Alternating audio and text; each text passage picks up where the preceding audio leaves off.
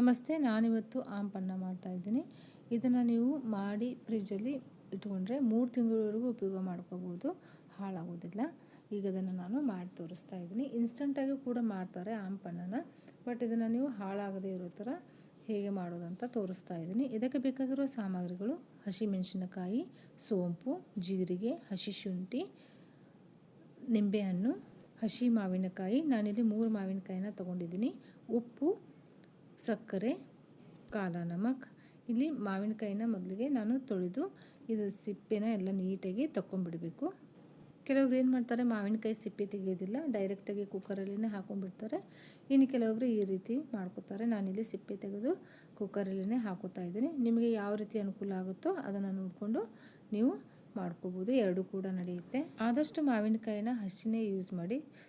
ಸ್ವಲ್ಪ ಹಣ್ಣಾಗಿದ್ದರೂ ಕೂಡ ಸ್ವಲ್ಪ ಹುಳಿ ಕಡಿಮೆ ಆಗುತ್ತೆ, ಬಟ್ ಟೇಸ್ಟ್ ಚೇಂಜ್ ಆಗುತ್ತೆ. ಹೀಗಾಗಿ ಆದಷ್ಟು ಎಷ್ಟು ಹಸಿ ಇರುತ್ತೆ ಅಷ್ಟು ಚೆನ್ನಾಗಿ ಬರುತ್ತೆ ಆಮ್ ಪನ್ನ. ನಾನಿಲ್ಲಿ 3 ಮಾವಿನಕಾಯಿನ ತೊಗೊಂಡಿದ್ದೀನಿ. 2 ಗ್ಲಾಸ್ನಷ್ಟು ನೀರನ್ನು ಹಾಕೋತಾ ಇದ್ದೀನಿ. ನಂತರ ಲಿಡ್ ಕ್ಲೋಸ್ ಮಾಡಿ ನಾನಿಲ್ಲಿ ಮೀಡಿಯಮ್ ಫ್ಲೇಮ್ ಇಟ್ಟು 3ರಿಂದ 4 ಸಿಟಿ ಮಾಡ್ಕೊಳ್ಳಿ. 4 ಸಿಟಿ ಆದರೆ ಹಣ್ಣಾಗಿ ಚೆನ್ನಾಗಿ ಕುದಿಯುತ್ತೆ ಈಸಿಯಾಗಿ.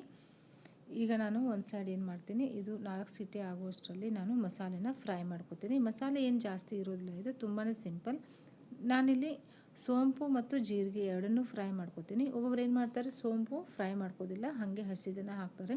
ಬಟ್ ಫ್ರೈ ಮಾಡ್ಕೊಳ್ಳಿ, ಚೆನ್ನಾಗಿ ಟೇಸ್ಟ್ ಬರುತ್ತೆ ಇದು. ಜೀರಿಗೆ ಕೂಡ ನಾನಿಲ್ಲಿ 1 ಟೀ ಸ್ಪೂನ್ದಷ್ಟು ಸೋಂಪು ಮತ್ತು ಜೀರಿಗೆನ ತೊಗೊಂಡಿದ್ದೀನಿ.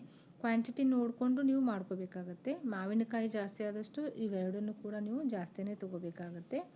ಸ್ವಲ್ಪ ನೀವು ಸ್ಮೆಲ್ ಬರೋ ತನಕ ಲೈಟಾಗಿ ಫ್ರೈ ಮಾಡ್ಕೊಳ್ಳಿ, ತುಂಬ ಕೆಂಪು ಕೂಡ ಮಾಡ್ಕೋಬೇಡಿ. ಇದ್ರ ಜೊತೆಗೆ ನೀವು ಬೇಕಂದರೆ ಮೆಣಸಿನಕಾಳು ಕೂಡ ಹಾಕಿ ಫ್ರೈ ಮಾಡ್ಕೋಬೋದು, ಅದು ಆಪ್ಷನಲ್ಲು. ಬೇಕಂದರೆ ಹಾಕ್ಕೊಳ್ಳಿ, ಇಲ್ಲಾಂದರೆ ಸ್ಕಿಪ್ ಕೂಡ ಮಾಡ್ಕೋಬೋದು. ನೋಡಿ, ಇಷ್ಟ ಆದರೆ ಸಾಕು. ಈಗ ಇದನ್ನು ನಾನು ಮಿಕ್ಸಿ ಮಾಡ್ಕೋತೀನಿ. ಒಬ್ಬೊಬ್ರು ಏನು ಮಾಡ್ತಾರೆ, ಡೈರೆಕ್ಟಾಗಿ ಮಾವಿನಕಾಯಿ ಜೊತೆನೇ ಹಾಕೊಂಡ್ಬಿಡ್ತಾರೆ. ನೀವು ಸ್ವಲ್ಪ ಈ ರೀತಿ ಪೌಡ್ರ್ ಮಾಡಿನೇ ಹಾಕ್ಕೊಳ್ಳಿ. ಇಲ್ಲ ಮಾವಿನಕಾಯಿ ಜೊತೆ ಏನಾಗುತ್ತೆ, ಹಾಗೆ ಸೀಡ್ಸು ಉಳಿದು ಬಿಡುತ್ತೆ, ಬಾಯಲ್ಲಿ ಬರುತ್ತೆ. ಇದು ಪೌಡ್ರ್ ಥರ ಮಾಡ್ಕೊಂಡು ನೀವು ಹಾಕೊಂಡ್ರೆ ಚೆನ್ನಾಗಿ ಬರುತ್ತೆ. ನೋಡಿ, ಈ ರೀತಿ ನಾನು ಮಾಡಿಕೊಂಡು ಇಟ್ಕೊಂಡಿದ್ದೀನಿ. ಈಗ ಕುಕ್ಕರ್ ಕೂಡ 4 ಸೀಟಿ ಆಗಿದೆ. ಇನ್ನು ಯಾರೆಲ್ಲ ನನ್ನ ಚಾನಲ್ಗೆ ಸಬ್ಸ್ಕ್ರೈಬ್ ಮಾಡದೆ ನೋಡ್ತಾ ಇದ್ದೀರಾ, ಪ್ಲೀಸ್ ನನ್ನ ಚಾನಲ್ಗೆ ಸಬ್ಸ್ಕ್ರೈಬ್ ಮಾಡಿ, ಲೈಕ್ ಮಾಡಿ, ಶೇರ್ ಮಾಡಿ. ಈಗ 4 ಸೀಟಿ ಆಗಿದೆ. ಸ್ಟವ್ ಕೂಡ ಬಂದ್ ಮಾಡ್ಕೊಂಡ್ಬಿಡ್ತೀನಿ ನಾನು. ನೋಡಿ, ಈ ರೀತಿ ಚೆನ್ನಾಗಿ ಕುದ್ದಿರಬೇಕು ಮಾವಿನಕಾಯಿ. ಆರಾಮಾಗಿ ನೋಡಿ ಈ ರೀತಿ ಕಟ್ ಮಾಡಿಕೊಂಡ್ರೆ ಬರಬೇಕು.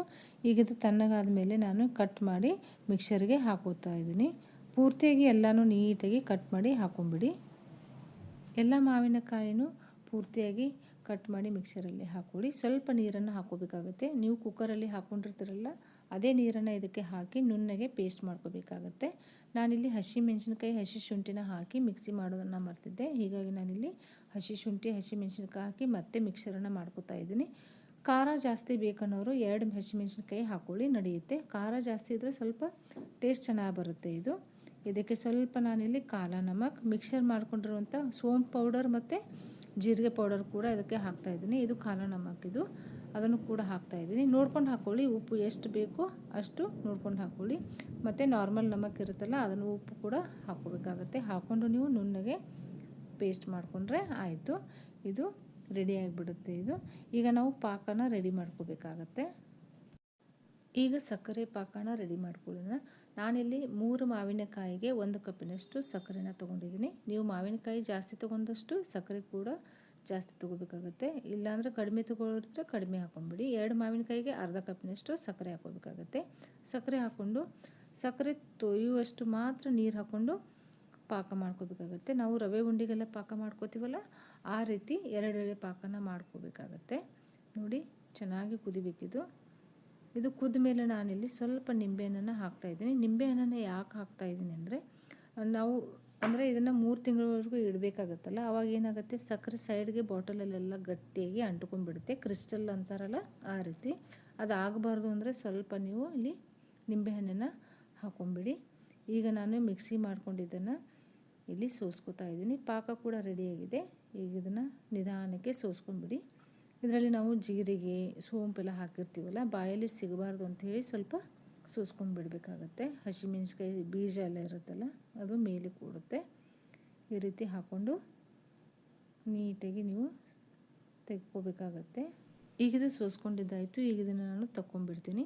ಮಾವಿನಕಾಯಿ ಜ್ಯೂಸು ಮತ್ತು ಸಕ್ಕರೆ ಪಾಕ ಎರಡನ್ನೂ ಚೆನ್ನಾಗಿ ಮಿಕ್ಸ್ ಮಾಡ್ಕೋಬೇಕು.